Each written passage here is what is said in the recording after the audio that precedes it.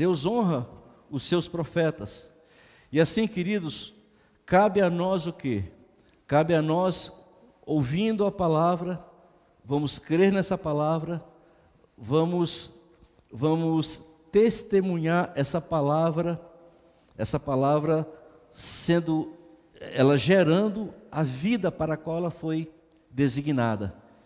Então, se é uma palavra de bênção para você, receba. Receba. Receba que Deus vai fazer prosperar essa palavra. Amém? Então, queridos, passaram-se os 500 anos, a cidade foi novamente edificada, só que essa cidade, eles têm muito zelo para poder fazer algo que fosse bem estruturado, algo que fosse uma cidade bem harmoniosa, uma cidade agradável. Então tiveram esse cuidado de fazer isso. Agora, lá voltando ao primeiro texto que nós lemos, em 2 Reis 2,19, os homens da cidade disseram a Eliseu: eis que a situação desta cidade é agradável, como vê o meu senhor, porém as águas são péssimas e a terra é estéril. Então eles conseguiram erguer a cidade, conseguiram colocar uma população dentro da cidade, mas a cidade, apesar deles terem dito para Eliseu que a cidade era agradável, eu não sei por que agradável, talvez a temperatura, eu nem sei se era agradável, porque sem vegetação, imagine uma cidade, um deserto, um lugar onde a água que tem é totalmente inapropriada para consumo. E aqui, queridos, nós observamos que alguns detalhes disso que nós podemos ver é que a água era ruim. E falar de água é falar da palavra, é falar de vida. A água está relacionado com a vida. Nós somos 70% de água.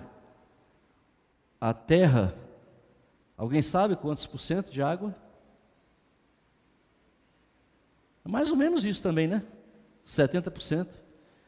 Então, queridos, falar de água é falar de vida, mas aqui o texto diz que a água era ruim.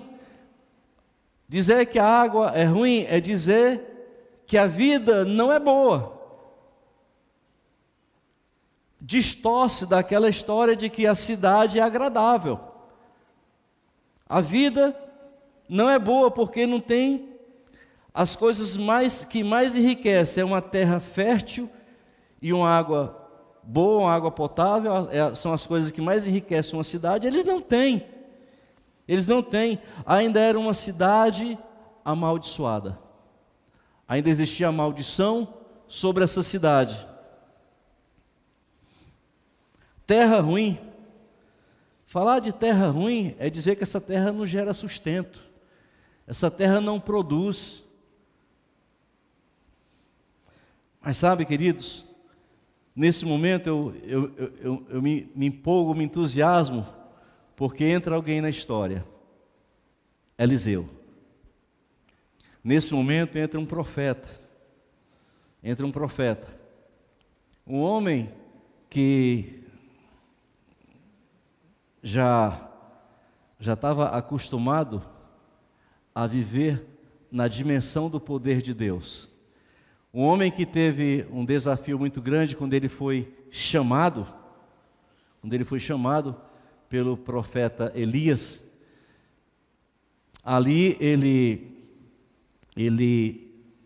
estava trabalhando. É interessante quando nós vamos estudar um pouco sobre Eliseu. Eliseu, ele era de uma família rica. Então, eles tinham muita terra. Ele cuidava de 12 carros de boi. Isso, para esse contexto, é a história de alguém que é muito rico. Então ele é chamado pelo profeta para o acompanhar. Deus tinha algo com ele.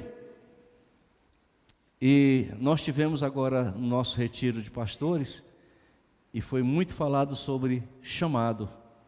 Foi muito falado, e esse texto foi o texto usado para lá em 1 Reis, capítulo 19 e 21. Foi muito falado sobre a questão da chamada de Eliseu. O que está por trás de uma chamada, ou de um chamado. Então Eliseu tinha uma chamada e foi alcançado quando? Ele foi chamado quando? Quando estava trabalhando. Sabe, queridos, aqui é um grande engano alguém pensar o seguinte: quando eu desocupar, eu vou fazer isso. Não faz. Você faz quando estiver ocupado. Você ouve a Deus quando você estiver fazendo alguma coisa. Não pensa que tem que tá fora do contexto de trabalho. Não, Deus vai chamar você quando você estiver ocupado. Sabe uma coisa que nós aprendemos nesse nosso retiro de pastores, é que, por acaso, Deus não chama desocupados. Ele chama quem está no campo. Ele chama quem está na labuta, quem está trabalhando, quem está se esforçando, quem está correndo, quem está fazendo, quem está entusiasmado com o que está fazendo. Eu me lembro de algumas vezes, eu ouvi algumas pessoas, tentou isso, não deu certo, tentou aquilo, não deu certo, tentou aí eu acho que tem uma chamada para pastor. Quem tem uma chamada é quem dá certo em tudo. Alô? É tudo que ele faz dá certo. Aí ele tem uma chamada. Aí se ele tem uma chamada, aí ele vai atender a chamada. Agora, alguém que não dá certo em nada, e por que ele não está dando certo em nada? Porque ele precisa avaliar algumas coisas, ele precisa ver algumas coisas. Ele precisa fazer uma autoanálise. Tem alguma coisa nele que não está conectado à vontade de Deus, porque Deus não nos chamou para sermos derrotados. Opa, um amém ali, bem fraquinho, mas saiu ali um amém. O que é um vencedor? Eu vi isso aqui, eu achei o máximo. O que é um vencedor? Um vencedor é um ex-derrotado que aprendeu a orar. Não é minha não, essa expressão, tá? Mas eu também não sei dizer de quem é não. Mas é super verdadeira. Um ex-derrotado que aprendeu a orar. Ele aprendeu a caminhar com Deus. Aprendeu a depender de Deus.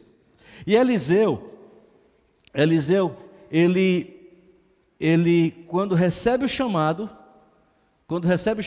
ele de imediato ele aceita o chamado. Muito embora ele diz assim, eu preciso fazer algumas coisas eu preciso fazer. E uma delas é a questão da honra aos pais. Preciso conversar com meus pais. Preciso me despedir dos meus pais. Sabe, queridos, Deus não passa por cima da sua palavra. Aproveitando um pouquinho do gancho daquilo que a pastora Edna falou, do esboço dela. E no esboço ela diz o seguinte, que Deus não passa por cima dos mandamentos dele. E um dos mandamentos dele é honrar pai e mãe. Deixa primeiro eu me despedir dos meus pais. Então, queridos, nós vamos ver que ele valorizou o seu chamado, ele se prontificou a seguir com Elias. Ele não sabia exatamente o que ia acontecer, mas ele confiou no profeta, confiou a sua vida ao profeta, ele confiou que Deus tinha algo especial na vida dele, ele largou tudo, soltou tudo, deixou tudo para trás e seguiu o profeta. Aí quando nós observamos, queridos, na vida de Eliseu teve aproximadamente 50 anos de ministério profético. Esse ministério ocorreu em torno de 906 a 856 a.C. que me chama a atenção, eu falei, nós temos que ter muito cuidado com o que nós falamos. E é muito bom quando você, o que é que o Senhor diz? Abençoareis e não amaldiçoareis. Então vamos aprender a abençoar. Amém?